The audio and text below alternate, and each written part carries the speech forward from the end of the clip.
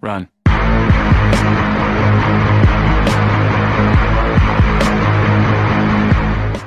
Of YouTube, it's your boy Ken with the Anchored Reef.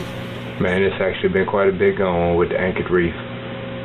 We have to first pay our tributes and give our condolences to my boy Larry, my purple reef lobster. Shortly after this video, he passed away. I do believe he lived his full life and full potential, and he will be missed very much. Take a moment just for him. I probably will be ordering another one. As soon as I can get my hands on one, he will be added back to the reef. I do kind of miss the little dude. Like I say, he brought life and character to the tank in its own way. This is why I keep a notebook, YouTube. You can always go back, read what works, read what doesn't work. You can read what you did, when you did it, how you did it. You always got a reference point to go back and touch on when it comes to your fish tank. Start running into problems, you can see what changes you made real quickly in case you don't remember off the top of your head. But it's always good to keep notes when you're doing research. Finding out things you didn't know, you need to write them down. Keep them for further reference. You never know when you might need them again. None of these am I being sponsored by. On this channel, we just let you know what works, what doesn't work. Well, YouTube, it came in today. We got our skimmer. If you heard in the last video, I was waiting on one, and this is it. We're gonna get ready to open up this bad boy and see exactly what it do. Cause the one I replaced the cyclone with down up underneath the bait tank, it's a piece of garbage. Completely trash. And I couldn't wait to get rid of that skimmer. Here we see the packaging, a little banged up, but we're gonna open it. Well, let's see what's in the box.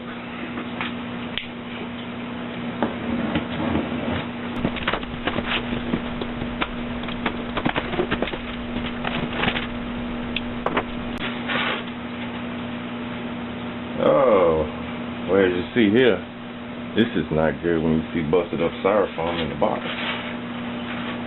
But we're gonna go through and check it piece by piece. And that's never a good sign. Means your shipping wasn't very good.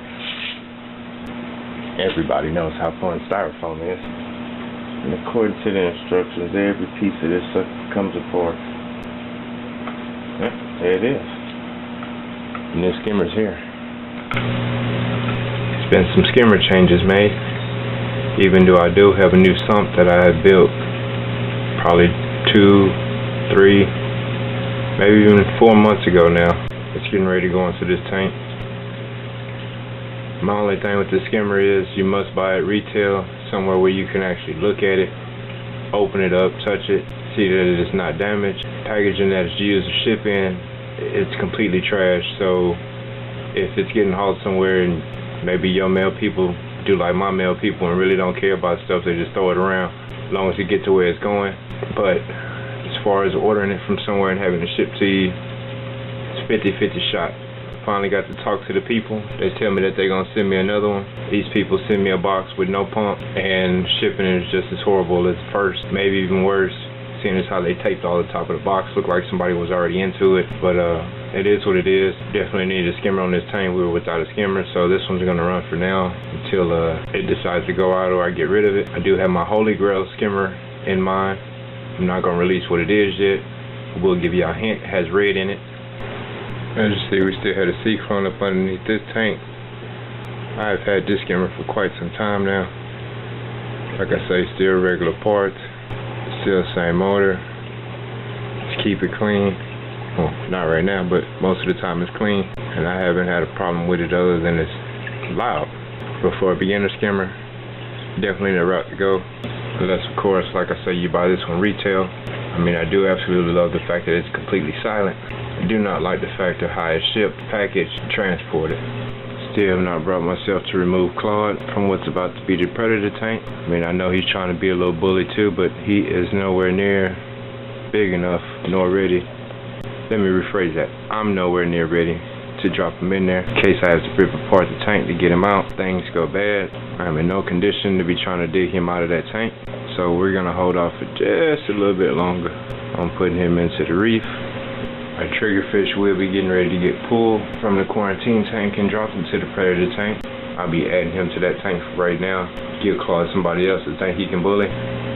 These little dudes right here are my only reservation when it comes to adding that triggerfish into this tank. There are actually 2 emerald crabs in there. Got a couple snails and probably 3 or 4 hermit crabs. And the triggerfish actually likes to chew on these type of things and gnaw down their 2 front teeth. So those are kind of my concerns in this tank. Like I say, there's a couple hermit crabs in here. There's one there in the corner. There's another one up on that rock there. But those are the kind of reservations I have when it comes to this tank and putting that trigger in here, even though this is where he's about to go, and they're just gonna have to get ready for his appearance. And there's our new skimmer in action.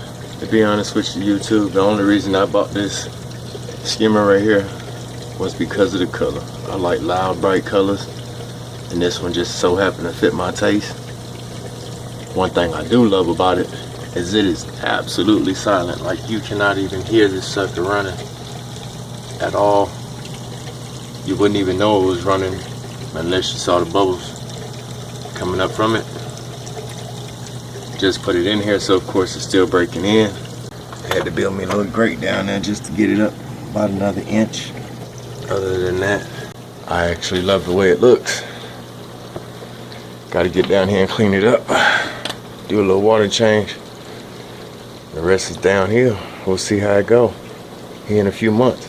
And this here's got to be the dumbest idea ever. You want a top that comes off easily.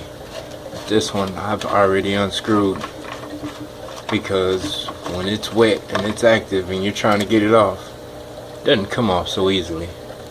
But yeah, screw top.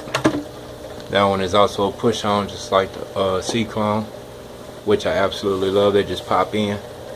This idea here, this was a horrible idea, but this is going exactly where it belongs, in the trash. There's a pump down there, and that's the end of that one. Core Life 220 doesn't work. Cyclone 100 works.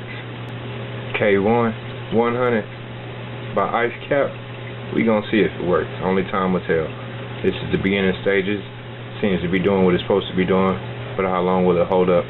How durable will it be? And will it last us for some years to come? Core Life 125, even though I honestly believe it was a 220.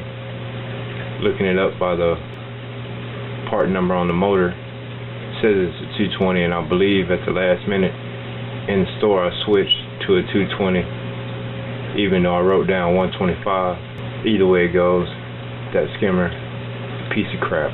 Do not waste your money. It's just my opinion. Those of you who may have it, may work for you, but didn't work for me, at least not over a period of time. I've had my Cyclone a lot longer than I've had that Core Life. Same motor, same parts, no replacements, a couple mods, and it's worked. This is a new one. If you buy it retail, it'll work for you though. Stay tuned. If you're not subscribed to this channel, I would highly recommend it. Please leave your comments down at the bottom. If you like this video, definitely give it a thumbs up. As always, enjoy your reef.